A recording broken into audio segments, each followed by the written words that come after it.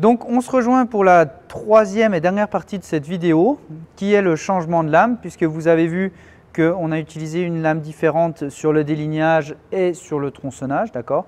Donc deux lames différentes. Donc là on va vous montrer comment changer une lame simplement en sécurité. Alors vous voyez que pour cette étape je porte des gants pour éviter de me couper, d'accord? Parce que les lames sont tranchantes. Vous avez vu aussi qu'on a ramené un panneau pour poser la lame dessus et les outils pour éviter de rayer la table, d'accord? Et enfin, avant de commencer toute chose, mettez un coup de poing d'arrêt d'urgence, d'accord, qui va vous permettre de travailler en sécurité sur la machine. Pour la machine, eh ben, en fait, vous voyez ici, donc on a notre chariot de délignage. Donc je vais l'enlever au maximum pour faire apparaître la lame. Donc vous voyez que la lame est très différente de celle que j'ai actuellement ici sous vos yeux. Donc ça c'est une lame, vous voyez le nombre de dents, il y a beaucoup plus de dents par rapport à celle-là. Le dégagement est beaucoup plus important sur celle-là que celle-là, d'accord. Et vous pourrez retrouver des informations ici sur la lame, d'accord. Donc je ne sais pas si on va bien voir sur la vidéo, mais en tout cas c'est marqué 300 qui correspond au diamètre de la lame, 3,2 qui correspond à l'épaisseur de la dent. Ensuite vous avez un slash 2,2, c'est l'épaisseur du corps de la lame, d'accord. Donc cette partie-là, l'épaisseur-là, d'accord. Fois 30, 30 étant le diamètre de l'alésage ici. Donc l'alésage, c'est le diamètre du milieu, c'est celui qui va nous servir à mettre dans la machine. D'accord. Ensuite, vous avez ici une information Z72. Donc Z correspond au nombre de dents. D'accord. Et enfin, 6300, donc c'est la vitesse maximum de rotation de la lame. D'accord. Ça veut dire qu'il ne faudra pas la mettre au-dessus de 6300. D'accord. Et pour la vitesse de coupe, il faudra se référer à la bac. D'accord. Donc pour changer la lame, c'est assez simple sur la machine là, d'accord. Il vous suffira d'ouvrir le carter de protection, d'accord. Ici vous avez un contacteur, donc dès que c'est ouvert, normalement vous ne pouvez plus mettre en route la machine. Montez, alors moi il était déjà monté, mais montez le carter de protection au-dessus pour avoir de la maniabilité autour de la lame.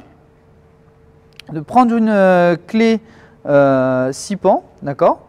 Et vous allez dévisser ici, alors faites attention, vous voyez, ici on a une petite encoche pour un tournevis plat, ce n'est pas cette encoche-là qu'il faudra prendre, mais bien l'autre encoche où vous avez pour la clé 6 pans. Débloquez simplement la petite vis qu'il y a sur le blocage. Voilà, j'ai débloqué, maintenant je vais pouvoir enlever pour pouvoir tourner par la suite la vis principale. D'accord. Une fois que la vis principale est enlevée, voilà, on obtient la flasque avec la vis, d'accord. La flasque étant l'objet qui permet de plaquer et de serrer la lame correctement contre l'axe, d'accord. Donc vous voyez qu'il y a un sens à la flasque. Ici on a un côté plat avec deux petits ergots, d'accord. Et de l'autre côté on a un côté on va dire avec deux étages sans ergots. Vous voyez également que sur la lame, là, on a deux ergots, donc il faudra bien mettre les deux ergots à cet endroit-là, d'accord. Donc la partie plane va bien contre ma lame. Hop, j'enlève ma lame, d'accord.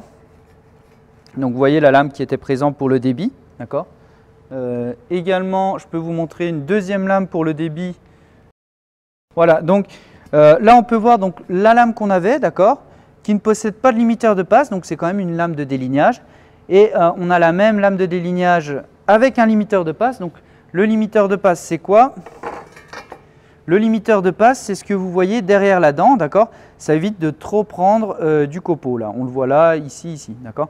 Vous pourrez voir aussi par rapport à l'ancienne lame, le diamètre est beaucoup plus important, d'accord. Donc ça permet de faire des plus gros débits, en tout cas avoir une hauteur de pièce beaucoup plus importante.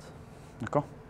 Donc je laisse les deux lames là, qui sont des lames de débit, pour attaquer une lame de tronçonnage. D'accord. C'est également une lame qu'on pourra utiliser pour faire du panneau.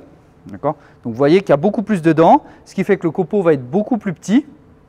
Et qui dit que copeau plus petit, dit bien sûr une qualité de finition nettement supérieure avec moins d'éclat. D'accord. Donc je vais remettre mes deux petits ergots là que vous voyez, je vais bien les remettre sur mon axe, d'accord. Alors il faut bien que ça soit dans l'encoche. Une fois que les deux ergots sont dans l'encoche et que l'alésage est bien dans l'axe, je vais remettre ma flasque. Alors je rappelle, il y a deux petits ergots sur ma flasque. Je vais bien les mettre en face des deux petits ergots qu'on retrouve ici. Normalement, hop, vous voyez là je suis dans l'encoche. Et maintenant il ne me reste plus qu'à bouger, à revisser la vis. Voilà, donc je le fais sans trop forcer. Et après, à verrouiller ici. Alors ça ne sert à rien de serrer super fort, d'accord? Tout ce que vous allez faire, c'est bloquer la lame. Il suffit simplement de serrer raisonnablement. Voilà. Et ma lame est fixée. Maintenant, vous voyez que le couteau diviseur n'est plus du tout réglé.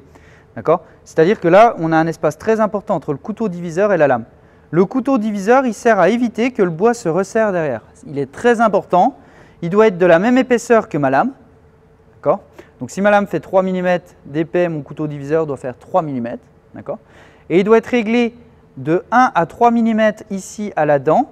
Et si je m'aligne par rapport à la hauteur de ma lame, il doit être réglé 1 à 3 mm en dessous de la hauteur de la lame. Donc là, vous voyez que pour l'instant, il n'est pas du tout réglé. Donc, je vais le re-régler. Voilà, donc je le débloque.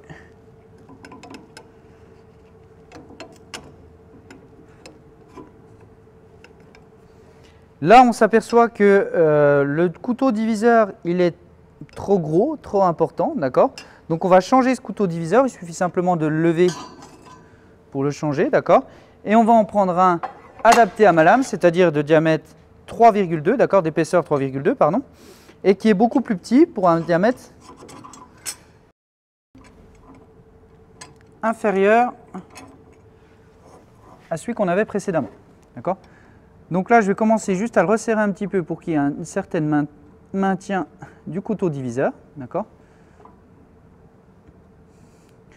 Donc je vous ai dit tout à l'heure, hop, je vais prendre une petite clé.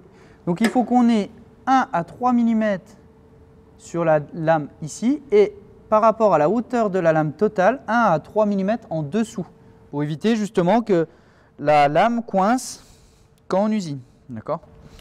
Donc je vais sortir mon réglet. Là vous voyez, on a réglé à peu près, alors là je suis un peu trop près, je suis à 1 mm, donc je vais remettre un tout petit peu de jeu. Je vais le reculer un tout petit peu.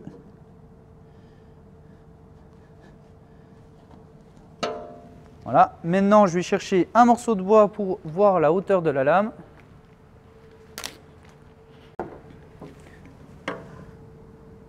Voilà, et là vous voyez qu'approximativement je suis à 2 ou 3 mm en dessous de ma hauteur totale de la lame. D'accord? Donc très simplement, là mon couteau diviseur il est bien réglé, il est de la même épaisseur que ma lame, ce qui va permettre, une fois que mes deux pièces vont être coupées, d'accord, qu'ils ne puissent pas revenir coincer la lame, ce qui engendrerait un rejet. D'accord? Donc c'est très important de régler le couteau diviseur en fonction de votre lame. D'accord? Donc vous aurez plusieurs couteaux diviseurs. Maintenant que tout est fini, on vérifie que tout est serré. D'accord? Un petit contrôle. Si tout est serré, vous pourrez refermer le carter de protection.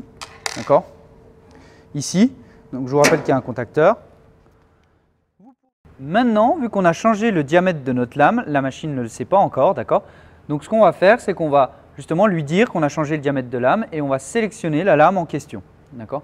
Donc les lames, on les a préenregistrées, elles sont préenregistrées dans la machine. Donc on a toutes nos lames d'enregistrées dans la machine, en tout cas qu'on utilise couramment. Donc c'est ce qu'on va aller rechercher. Donc tout d'abord, tout à l'heure on avait mis le coup de poing d'arrêt d'urgence. Là vous voyez que c'est marqué machine généralité arrêt d'urgence activé. Donc on va simplement l'enlever, voilà, pour revenir sur le général, d'accord, l'affichage général.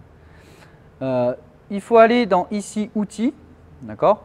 Vous avez plusieurs onglets, vous allez à droite et ici vous allez avoir la liste de toutes les lames qu'on a enregistrées, d'accord. Donc là nous, celle qu'on a enregistrée aujourd'hui, eh ben, elle s'appelle vidéo. Alors vous avez vu que il faut aller de haut en bas, hein, pas de droite à gauche, ça ne marche pas. Donc allez encore en bas en 5 et vous voyez que je passe sur le 6, d'accord, et vous pouvez enregistrer comme ça beaucoup de lames. Donc je sélectionne la vidéo, ok. On voit que c'est une lame de diamètre 300 avec une épaisseur de dent de 3,2, une épaisseur de corps de 2,2 et une vitesse maxi de 5000. Donc ça correspond bien à la lame qu'on vient de mettre. Je valide sur OK. D'accord. Et là, vous avez vu que ça a clignoté une fois. Ça veut dire que la machine a bien pris en compte comme quoi on a changé le diamètre de la lame, comme quoi on a changé la lame. Elle connaît la lame.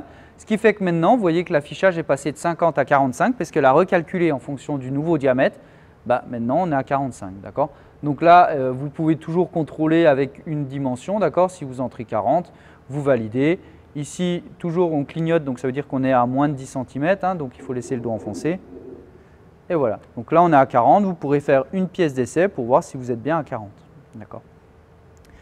Voilà, on a fini avec le changement de lame. On a fini sur la vidéo sur la scie à format. D'accord.